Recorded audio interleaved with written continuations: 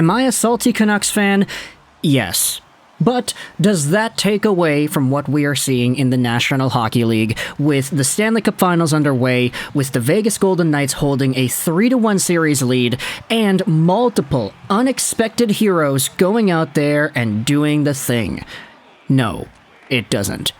I'm gonna put aside my pride for a second, as a Vancouver Canucks fan and professional Vegas Golden Knights hater, I guess you could say, and try to get through this commentary in the most proficient way possible. Today I wanted to talk about the Stanley Cup Finals because we are one game away, maybe one game away, from the Cup being awarded. I unfortunately don't have plans to watch Tuesday's Game 5. There are some other things going on in my life that take up some extra time, so I don't think I'm going to be available to see the results there. It's not an anti-Vegas thing, it's just I unfortunately have other plans. So for the first time in a few years, I might not actually see the Stanley Cup get awarded on my TV screen in front of my eyes. But either way, Vegas holds all the cards in their deck right now. They always say that it's never really a series until the home team loses, and we had ourselves the first home team loss in Game 4, as the Florida Panthers were not able to tie it up, send it to overtime, and ultimately see a victory on their behalf. Vegas stood tall, they won Game 4, and now they have a commanding 3-1 series lead because of it. Now, of course, Vegas came back from down 3-1 against Boston, so anything is possible. And there have been 5 instances in the past where a team down 2-0 in the Stanley Cup Finals came back and won. But for the Vegas Golden Knights, they're in control right now. They're in the driver's seat. It's like 24 hours at Le Mans. They have themselves the leading lap right here. And when it comes to the guys I wanted to talk about in this video, 2 unexpected heroes.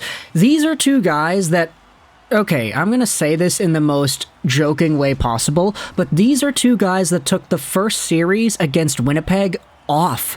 And then they went off in the Edmonton series, Dallas series, and now in the Florida Panthers series. It's wild that these 2 guys had an entire series worth of time where they were not performing to the same standard of excellence as they are right now, yet their playoff runs have been so defining of their careers. You could say that they're in Conn Smythe contention, but really I feel like it's more so one guy than the other, although the other guy definitely is doing his part as well.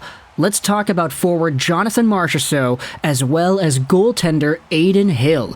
Starting out with Marchessault, because this is a guy that I've actually really liked this entire time, and I know a lot of Vegas fans know that I clown on their team once in a while, but I'll never clown on Marchessault. And the reason for that is because I remember watching this guy back when he was a Tampa Bay Lightning prospect in the early to mid 2010s. He had just gotten sent over there from the Blue Jackets. He was already a beast for the Blue Jackets AHL team, and eventually, after getting a little bit of an opportunity with Tampa Bay but not really being a main guy, he got sent over to Florida. And that's where he broke out as a premier top 6 forward. 51 points, 75 games played in 2016-17. He was 26 at this point, breaking into the prime of his career. And after getting sent over from Florida to Vegas in the expansion draft alongside of Riley Smith for free, it was just no looking back for Marchessault at that point.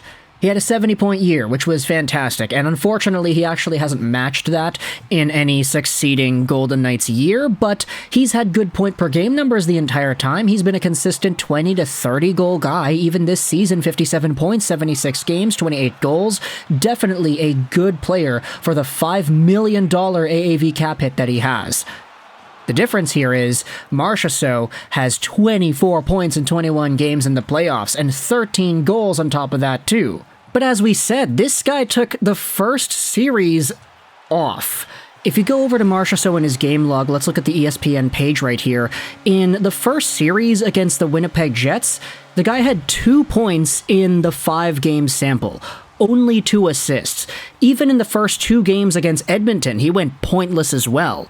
So remove the, 7 games and 2 points from Marchessault and his point total, you get 14 games played and 22 points in that span. In fact, this is what Big Head Hockey went out there and tweeted the other day, before Game 4 yesterday. Here is everyone to have a 13-goal, 21-point stint in a 13-game playoff span in NHL history. Crosby, Gretzky, Bossy, Leach, Curry, Peterson, Sakic, Lemieux, and Marchessault. This guy was scoring goal after goal after goal. It started with 2 goals against the Oilers in Game 3, a hat trick against the Oilers in Game 6 to win the series, goals in 3 straight Dallas Stars games, then getting a goal in Game 6 against Dallas, a goal in Game 1 versus Florida, 2 goals in Game 2 versus Florida, and a goal in Game 3 against Florida as well. Marchessault is just potting them left, right, and center, and he is now tied with Leon Draisaitl for the league lead in goals this postseason.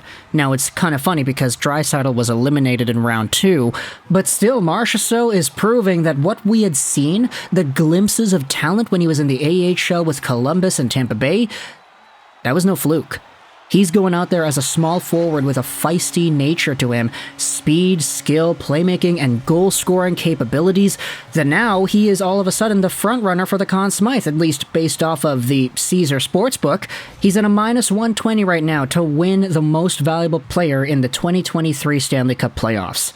Meanwhile, you have yourselves the goaltender, Adin Hill, who is, yeah, I know, segue, very harsh, wasn't it? He's on an expiring deal. He doesn't make any money anymore. He needs a contract as a UFA from Comox, BC, 27 years old, and he's finally broken out. He had a few games played in the NHL before.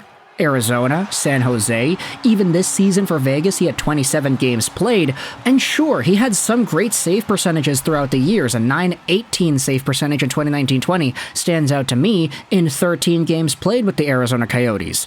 But he never really was that number 1 guy. And even this season, he wasn't that number 1 guy either. He only played 27 games. He played in the AHL too. He had split the load with the other guys rotating in and out of Vegas. But a .915 save percentage is still good enough to have solidified the backup position at the start of this year's playoffs, and now, in the 15-game sample Hill has had, he has a .934 save percentage and a .211 goals against. He is the main guy now, and it wasn't like that to kick off the playoffs. Laurent Brossoit got his games in, but his save percentage was not great. He had 8 games, a .318 goals against, and an .894 save percentage. Adin Hill, meanwhile, is the number 1 goalie in the entire postseason for players over 10 games played. Which, I mean, to be fair, there are only 5 of them, but still, amongst everybody, only Jack Campbell, in the 4-game sample he had with the Oilers, which was against Vegas, for crying out loud, and Martin Jones, who came in and played 1 game, didn't allow a single goal, have a higher save percentage than Hill. And Hill is in the gosh darn finals. Like, this guy is out-dueling Sergei Bobrovsky, whom we were all talking about a few weeks ago as saying, yeah, this guy's playing like a $10 million goalie. This is what you pay goalies $10 million to be able to do, and he's getting out-dueled by Adin Hill. That's not to say that Adin Hill is going to be a $10 million goalie anytime soon when he signs his next contract or whatever, but the guy on his most recent deal was making $2.175 million a year. What's the pay raise going to look like for Hill, and are the Vegas Golden Knights going to be able to keep him? Who cares if they keep him, if he keeps on playing like this and eventually wins the Stanley Cup?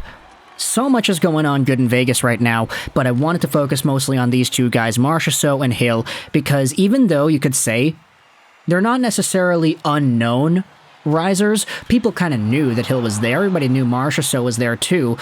These guys were unexpected to be as valuable as they are right now, and the reason I say that is because after the first series, Hill didn't play a single game. Marchessault had 2 assists, so seeing the resurgence for both of these guys, it's good for them, it's good for the team, it's good for all fans looking to see who's going to be the next big story in the hockey world, because right now, when it comes to that Conn Smythe, Marchessault, he's right up there.